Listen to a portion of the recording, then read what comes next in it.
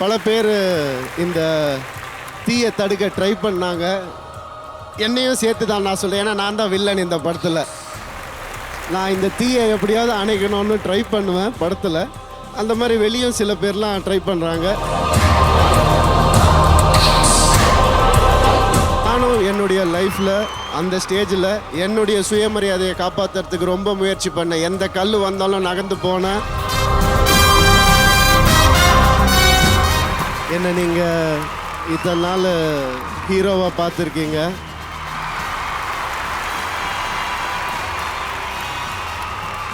வில்லனா கூடிய சீக்கிரம் பார்ப்பீங்க. ஆகாஷ் பாஸ்கரன் சொல்லுவாங்க இல்லையா, தம்பி உடையான் படைக்கு அஞ்சான் மாதிரி. அந்த மாதிரி ஒரு தம்பி எல்லா லைஃப்லேயும் இருந்துட்டா என்ன வேணால் சாதிக்கலான்றது தான் உண்மை. எந்த தடைகள் வந்தாலும் நீங்கள் அதை தனியாளாக நின்று ஃபேஸ் பண்ணுறது உங்களுக்கு மிகப்பெரிய சக்ஸஸ் கொடுக்க போகுது. இந்த படம் மட்டும் இல்லை, வரக்கூடிய எல்லா படங்கள் நீங்கள் ப்ரொடியூஸ் பண்ணுற எல்லா படங்களையும் தரப்போகுது. நான் என்னுடைய மனசார அதை நான் வேண்டிக்கிறேன். பல பேர் இந்த தீயை தடுக்க ட்ரை பண்ணாங்க.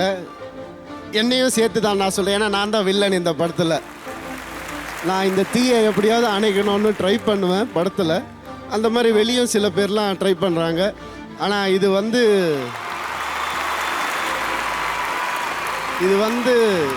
டேஞ்சரான தீ இல்லை. இது கடவுள் முன்னாடி ஏற்றுற ஒரு அழகான அகல் விளக்கு இந்த தீ பராசக்தி. என்னை நீங்கள் இத்தனை நாள் ஹீரோவாக பார்த்துருக்கீங்க.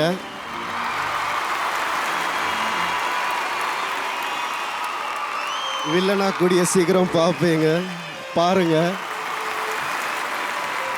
நான் ஜாலியாக பேசுகிறேன், அவ்வளோதான். ஒரு மாஸ்க்காக, வேற எதுவுமே கிடையாது. Thank you so much. இந்த படம் சுயமரியாதையை காப்பாற்ற போராடுற படம். நானும் என்னுடைய லைஃப்பில் அந்த ஸ்டேஜில் என்னுடைய சுயமரியாதையை காப்பாற்றுறதுக்கு ரொம்ப முயற்சி பண்ணேன். எந்த கல் வந்தாலும் நகர்ந்து போனேன். முதுகில் அடிபட்டதை பற்றி எனக்கு கவலை கிடையாது. கண்ணுக்கு தெரியறது மட்டும்தான் எனக்கு தேவை.